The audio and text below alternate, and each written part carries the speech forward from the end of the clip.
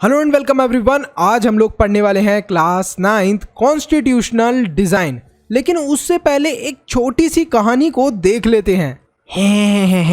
दोस्तों हम लोग इस काली सी लड़की को अपने साथ नहीं बैठने देंगे। इसे तो कोने में बिठाओ, ये काली है, हम सब गोरे गोरे हैं। अरे दोस्तों, तुम लोग ऐसा क्यों कर रहे हो? ये जो चीज़ तुम कर रहे हो इसे रेशियल डिस्क्रिमिनेशन बोलते हैं। उसका कलर अलग होने की वजह से तुम उसे क्लास में अलग बिठा रहे हो। ये तो बहुत गलत बात है। मोटू लाल, ये क्या क्या बातें करते रहते हो तुम? ये रेशियल डिस्क्रिमिनेशन होती क्या चीज़ है? क्या कोई रेस होती है इसमें? और हम लोग रीटा को अपने से अलग ही बिठाएंगे क्योंकि वो तो काली है। अरे तुम कैसी बातें कर रहे हो दोस्तों? क्या तुम्हें नहीं पता कि जैसा बिहेव तुम रीटा के साथ कर रहे हो ऐसा ही बिहेव हम इंडियंस के साथ साउथ अफ्रीका में हुआ करता था। हम लोगों को ज़मीन पर बिठाया जाता था, हमें गोरे लोग अपने साथ रहने तक नहीं देते थे। अब तुम रीटा के साथ ऐसा कर रहे हो तो सोचो रीटा को कैसा फील हो रहा होगा। मोटू लाल, हमें नहीं पता था इस चीज़ के बारे में, लेकिन ये जो साउथ अफ्रीका वाली बात तुमने बताई है ये सुनने में बहुत अच्छी लग रही है। हमें और बताओ ना प्लीज़। बाकी की सारी बातें मन्नू भैया से सीख लो कॉन्स्टिट्यूशनल डिज़ाइन चैप्टर के अंदर। शायद उस चैप्टर को पढ़ने के बाद तुम रीटा से गलत तरीके से बिहेव ना करो। Constitutional design, democratic constitution in south Africa. अब साउथ अफ्रीका के अंदर बहुत सारी प्रॉब्लम थी पहले के टाइम पर, जिसमें से एक बहुत बड़ी प्रॉब्लम थी एपरथाइड। ये एपरथाइड जो था ये थी क्या चीज़? It was a name of system of racial discrimination. अब ये रेशियल वर्ड का मतलब क्या होता है? रंग भेद, मतलब कोई काला है, कोई गोरा है, कोई कैसा दिखता है, उसे हम लोग बोलते हैं रेशियल डिस्क्रिमिनेशन। तो यहाँ पर रेशियल डिस्क्रिमिनेशन होता था और इसे ही हम लोग बोलते थे एपरथाइड। साउथ अफ्रीका के अंदर ये काफ़ी यूनिक तरीके का सिस्टम था। इस सिस्टम के अंदर जो ब्लैक लोग हुआ करते थे उन्हें ओप्रेस करा जाता था, उन्हें मतलब कि दबाकर रखा जाता था। अब दबाकर मतलब आप क्या समझ रहे हो? कि उनसे गलत तरीके से बिहेव करा जाता था। They were forbidden from living in white areas. यहाँ तक कि उन लोगों को अलाउड भी नहीं था कि वो लोग उस जगह पर रह सकें जहाँ पर गोरे लोग रहा करते थे। Since 1950, the blacks, colored and Indians fought against the apartheid system. अब यहाँ पर 1950 से जो ब्लैक लोग थे, कलर्ड लोग थे और भी डिफरेंट कलर्स के जो लोग थे, और इंडियंस जो अफ्रीका के अंदर थे, वो लोग भी इस एपरथाइड सिस्टम के अगेंस्ट जंग लड़ रहे थे, लड़ाई लड़ रहे थे। तो यहाँ पर अफ्रीकन नेशनल कांग्रेस ने एक बहुत इम्पॉर्टेंट रोल प्ले करा, किसी ना किसी तरीके से पूरा का पूरा ये जो सिस्टम था इसे डिमोलिश करने का, इसको ख़त्म करने का। तो 1964 के अंदर जो नेल्सन मंडेला थे वो और उनके साथ साथ जो 7 अदर और लीडर्स थे, उन सबको लाइफ इम्प्रिजमेंट की सज़ा मिली थी। अब लाइफ इम्प्रिजमेंट का मतलब क्या हो गया? आप ये समझ लो कि ज़िंदगी भर के लिए जेल की सज़ा मिली थी, कि तुम हमेशा के लिए जेल में रहोगे क्योंकि तुमने एपरथाइड रिजीम, मतलब जो हमारा ये सिस्टम है एपरथाइड का, काले गोरों को अलग रखने का सिस्टम है, इसको अपोज करा है। ये कोई ऐड नहीं है, आपको एक बहुत ही इम्पॉर्टेंट इंफॉर्मेशन देनी है। एजुकेशन को इजी और अफोर्डेबल बनाने के लिए हमने एक इम्पॉर्टेंट स्टेप लिया है। आपके लिए हमने रेडी करा है स्पेशल कंटेंट जो आपके एग्जाम में बहुत हेल्प करेगा। इसमें आपको मिलेंगे चैप्टर वाइज टेस्ट पेपर, हर चैप्टर के नोट्स, साथ में कंबाइंड टेस्ट पेपर्स और प्रायोरिटी डाउट क्लियरिंग। इसके साथ साथ और भी बहुत सारे बेनिफिट्स आपको मिलने वाले हैं, सिर्फ और सिर्फ 299 के मेंबरशिप प्राइस में। सब्सक्राइब के साथ में ज्वाइन के बटन पे क्लिक करके आपको ये मेंबरशिप परचेज करनी है। ये प्राइस लिमिटेड टाइम के लिए है। अरे वाह भैया, इतने कम प्राइस में इतनी सारी चीजें! मैं तो अभी मेंबर बन जाता हूं। Towards a new constitution. अब देखो यहाँ पर क्या हुआ, जब ये सारी चीज़ें हो रही थी नेल्सन मंडेला के साथ, तो और लोग आ गए नेल्सन मंडेला के सपोर्ट में। और यहाँ पर जो वाइट रिजीम थी उसको भी अपनी पॉलिसीज़ चेंज करनी पड़ी, मतलब जो गोरे लोग थे अब उन्हें अपनी पॉलिसीज़ के अंदर बदलाव लाना पड़ा। फाइनली 28 साल तक नेल्सन मंडेला को जेल के अंदर रखा गया और फाइनली वो जेल से निकलते हैं। तो 26 अप्रैल को डेमोक्रेसी अप्लाई हुई थी। कहाँ पर? गवर्नमेंट इन साउथ अफ्रीका ने इस चीज़ को अप्लाई करा था, अडॉप्ट करा था। लगभग 2 साल लगे, कॉन्स्टिट्यूशन आया और कॉन्स्टिट्यूशन के अंदर जितने भी सिटीजन्स थे अफ्रीका के उन्हें उनके इक्वल राइट्स मिलने लगे। अब ये आखिर कॉन्स्टिट्यूशन ने करा क्या था और ये कॉन्स्टिट्यूशन की ज़रूरत क्यों पड़ी थी? अब constitution is necessary because constitution generate करता है degree of trust and coordination that is necessary for different kind of people to live together. अब कॉन्स्टिट्यूशन एक तरीके से आप समझ लो सेट ऑफ रूल्स इसलिए इंपॉर्टेंट है जिससे कि सब लोग एक कंट्री के अंदर मिलजुल कर रह सकें। ये जो काले गोरे का फर्क है या भेदभाव है इसको ना करें। कॉन्स्टिट्यूशन के अंदर ये भी मेंशन करा जाता है कि किसके पास कौन सा डिसीजन लेने की पावर होगी। अब देखो कॉन्स्टिट्यूशन इंपॉर्टेंट इसलिए भी है, अगर कॉन्स्टिट्यूशन नहीं होता तो गवर्नमेंट अपना रूल चला सकती है, जो उसने डिमांड कर दिया वो हम लोगों को मानना पड़ेगा। लेकिन कॉन्स्टिट्यूशन के होते हुए गवर्नमेंट अपना कोई भी रूल हमारे ऊपर नहीं थोप सकती और हम सिटीजन्स को भी पता है कि हमारे राइट्स क्या हैं। और कॉन्स्टिट्यूशन की वजह से ही लोगों को ऐसा लगता है कि हम सबको मिलजुल के रहना चाहिए और कॉन्स्टिट्यूशन की वजह से ही लोग मिलजुल कर रहते हैं। जैसे आप इंडिया में देख सकते हो, हम लोग काले गोरे कास्ट का कहीं कहीं जगह पर होता है, ज़रूर होता है डिफ्रेंसिएशन, लेकिन मेजॉरिटी ऑफ अगर हम जगहों पर देखें तो कास्ट की वजह से अब हम लोग डिस्क्रिमिनेट नहीं करते, सबको एक जैसा समझते हैं। चाहे कोई हिंदी बोले, चाहे कोई भी लैंग्वेज बोले, सबको इक्वल ट्रीटमेंट करते हैं। अब बात कर रहे हैं हमारे making of the Indian constitution, हमारे इंडियन कॉन्स्टिट्यूशन की। 1928 के अंदर मोतीलाल नेहरू और 8 अदर कांग्रेस लीडर्स ने ड्राफ्ट करा हमारा कॉन्स्टिट्यूशन। अब ये ड्राफ्ट का मतलब क्या था? अब देखो कॉन्स्टिट्यूशन पूरी कंट्री के लिए बनाया जा रहा था, तो इसको बनाना आसान काम तो नहीं था। तो शुरू में बहुत सारा टाइम लगा इसको डिज़ाइन करने में। तो आप देख सकते हो 1928 से इसको बनाना शुरू करा गया था, ड्राफ्ट करा गया था, एक तरीके से इसको राइट डाउन करना शुरू हुआ था। और यहाँ पर 1931 के अंदर कुछ हमें आइडिया मिल रहा था कि इंडिया का कॉन्स्टिट्यूशन कैसा लगेगा। Factors contributed to making of our constitution. अब जो हमारे इंडिया का कॉन्स्टिट्यूशन था ये इंस्पायर्ड कहाँ से था?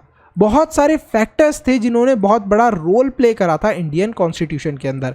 अब इस पॉइंट को मैं हाईलाइट कर रहा हूँ, एग्जाम के अंदर आपका डायरेक्ट आ सकता है। फैक्टर्स आपको बताना होगा what are the factors which contributed to the making of our constitution. जो हमारे इंडिया का कॉन्स्टिट्यूशन है उसके अंदर कौन कौन से फैक्टर्स थे? एक तो देखो हमारा जो फ्रेंच रिवॉल्यूशन था उसके बहुत सारे हमने क्या करा, आइडियाज़ को लिया, बहुत अच्छे से हमें इंस्पायर करा था फ्रेंच रिवॉल्यूशन ने। The practices of parliamentary democracy in Britain से भी हमने कुछ आइडिया लिया कि ब्रिटेन के अंदर पार्लियामेंट्री डेमोक्रेसी थी, मतलब बहुत सारे लीडर एक साथ बैठते थे और एक लॉ के ऊपर वो अपना डिसीजन बताते थे कि हाँ ये लॉ ठीक है या फिर इस लॉ के अंदर ये चेंज होना चाहिए, तो वो चीज़ हमने अडॉप्ट करी। The bill of rights in the US, तो यहाँ पर जिस तरीके से लोगों को आज़ादी मिलती थी, सब लोगों को इक्वल ट्रीटमेंट मिलता था, वो चीज़ हमने यूएस से ली। The socialist revolution in Russia के अंदर जो सोशलिस्ट रिवॉल्यूशन हुआ था उससे भी हम लोग इंस्पायर हुए। तो जो हमारा कॉन्स्टिट्यूशन था ऐसा नहीं है कि हम सीधे मतलब रात को सोए थे सुबह उठे और कॉन्स्टिट्यूशन बन गया। बहुत ज़्यादा टाइम लगा, बहुत सारी कंट्रीज़ से हमने इंस्पिरेशन ली, सीखा कि उन लोगों ने क्या क्या चीज़ें अच्छी करी हैं और उनसे हमने अच्छी चीज़ें उठाई और फिर हमारे कॉन्स्टिट्यूशन के अंदर ऐड करी। The constituent assembly in July 1946 election to the constituent assembly were held. The drafting of the document called the Constitution was done Constituent Assembly। तो by Constituent Assembly हमारा जो ड्राफ्टिंग थी वो पूरी की पूरी हुई थी अगर हम देखें तो कॉन्स्टिट्यूशन की। Doctor Rajendra Prasad was the chairman of the constituent assembly. अब देखो इसमें आपका MCQ या फिल इन द ब्लैंक आ सकता है। Who was the chairman of the constituent assembly, तो doctor Rajendra Prasad was the chairman of the constituent assembly. In December 1946 the first meeting was held. First meeting कब हुई थी? December 1946 के अंदर। आप देख रहे हो कब से कॉन्स्टिट्यूशन को प्रिपेयर करा जा रहा है, 1928 से, और कितना टाइम हो गया है। तो मतलब कॉन्स्टिट्यूशन ऐसा नहीं है कि तब से लेके अभी तक प्रिपेयर ही होता जा रहा है, इतना ज़्यादा टाइम लग गया, ऐसा नहीं है। कॉन्स्टिट्यूशन के अंदर भी चेंज लाने पड़ते हैं बार बार। अब देखो कैसे चेंज लाने पड़ते हैं। पहले कंप्यूटर वगैरह नहीं थे तो उनके रिलेटेड कोई लॉ भी नहीं बनाना पड़ा था गवर्नमेंट को, लेकिन अब जैसे कंप्यूटर वगैरह आ गए हैं, ये सारी चीज़ें आ गई हैं, तो उन सब के रिलेटेड भी अब नए नए लॉज बनाने पड़ते हैं। तो कॉन्स्टिट्यूशन के अंदर भी हमें बार बार चेंज करना पड़ता है।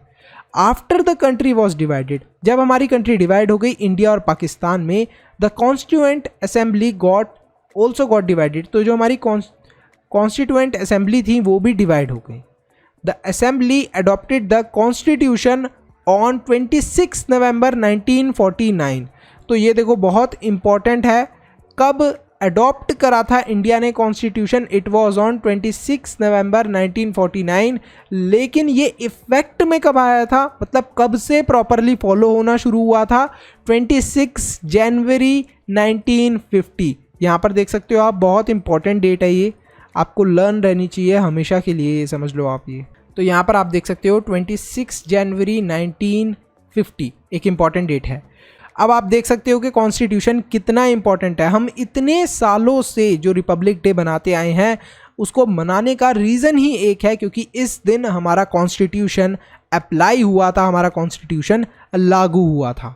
अब जो कॉन्स्टिट्यूएंट असेंबली थी वो काफ़ी ज़्यादा सिस्टमेटिक, मतलब प्रॉपरली काम करती थी और बहुत ही ओपन मैनर में, मतलब हर कोई उनकी बात को समझ सकता था, हर किसी से वो डिस्कस करते थे चीज़ें। ऐसा नहीं था कि बहुत सारी चीज़ें सीक्रेटली हो रही थी। कॉन्स्टिट्यूशन को बहुत चुपके लिखा जा रहा था, पब्लिक को आसानी से पता था क्या चीज़ें ऐड हो रही हैं कॉन्स्टिट्यूशन के अंदर। और यहाँ पर कंसेंशुअल मैनर, मतलब सबसे पूछ कर, सबसे डिस्कस कर कर, राय मशवरा कर कर कॉन्स्टिट्यूशन को डिज़ाइन करा गया। First some basic principles were decided and agreed upon. कुछ जो बेसिक चीज़ें थी उनके ऊपर डिसीजन लिया गया। Then a drafting committee chaired by doctor BR Ambedkar prepared a draft constitution for discussion. तो सबसे पहले एक तरीके से समझ लीजिए, रफ तरीके का जो कॉन्स्टिट्यूशन था वो BR अम्बेडकर ने प्रिपेयर करा था। Doctor BR Ambedkar very important person, very important personality, और मतलब इन्हीं की वजह से आज हमारी कंट्री के अंदर कॉन्स्टिट्यूशन है। बहुत सारी हम जो चीज़ें देखते हैं वो इन्हीं की वजह से हैं। More than 2000 amendments were considered. अब अमेंडमेंट्स क्या होती हैं? अमेंडमेंट्स देखो बहुत सिंपल सी चीज़ है। अमेंडमेंट्स कॉन्स्टिट्यूशन के अंदर जो भी चेंज आता है, जैसे कॉन्स्टिट्यूशन के अंदर ऐसा नहीं है कि परफेक्टली कॉन्स्टिट्यूशन है, कुछ ना कुछ तो उसके अंदर भी मिस्टेक होती है, तो उस चीज़ को चेंज करने के लिए अमेंडमेंट्स लाए जाते हैं। Amendments are simply the changes which are presented in constitution. ठीक है, फिर आते हैं फिलॉसफी ऑफ कॉन्स्टिट्यूशन पे। तो यहाँ पर देखो कुछ जो इंपॉर्टेंट चीज़ें हैं कॉन्स्टिट्यूशन जिनकी वजह से बनाया गया, और क्या इंपॉर्टेंट चीज़ें हैं जो कॉन्स्टिट्यूशन के अंदर होनी चाहिए। सबसे पहले तो जस्टिस, सबके साथ इंसाफ होना चाहिए, सबको सोशल राइट्स मिलने चाहिए, सबको इकोनॉमिकली राइट मिलने चाहिए, और सबको पॉलिटिकल राइट्स मिलने चाहिए। मतलब जस्टिस, सबको सबके साथ सही से न्याय हो। सोशल मतलब कि कोई भगवान की पूजा करना चाहता है, जिस भी भगवान की वो उनकी करे। इकोनॉमिक राइट और पॉलिटिकल लाइफ।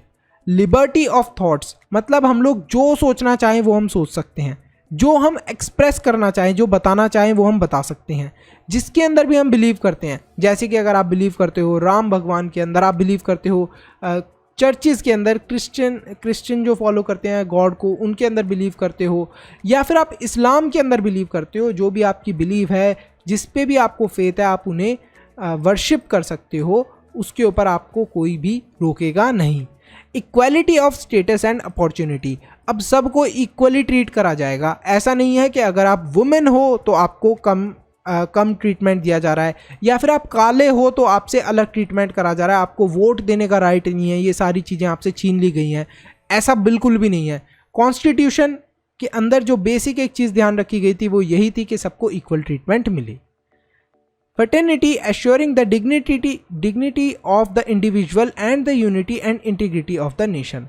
तो जो कॉन्स्टिट्यूशन को डिज़ाइन कर रही थी पूरी एक तरीके से आप टीम बोल सकते हो उसे, उसका दिमाग के अंदर एक बेसिक डिज़ाइन ये था कि सब लोग एक साथ मिलजुल के रहें कॉन्स्टिट्यूशन की वजह से। ऐसा ना हो कि कॉन्स्टिट्यूशन की वजह से लड़ाई झगड़ा हो रहा है, लोग अलग अलग हो रहे हैं और मतलब अटैक वगैरह हो रहे हैं, ये सारी चीज़ें ना हो और हमारा देश एक साथ मिलकर रहे, जो कि रहता भी है हमारा देश और कॉन्स्टिट्यूशन हमारे इंडिया का बहुत अच्छा है।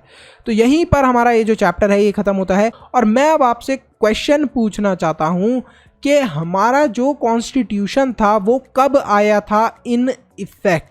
आपको ईयर के साथ बताना है और देखो बिना चीटिंग करे, बिना वीडियो में वापस जाए, कमेंट सेक्शन के अंदर आंसर करना है। वीडियो को लाइक करो, चैनल को सब्सक्राइब करो। So see you in the next video, bye bye till then, thank you so much for watching this video.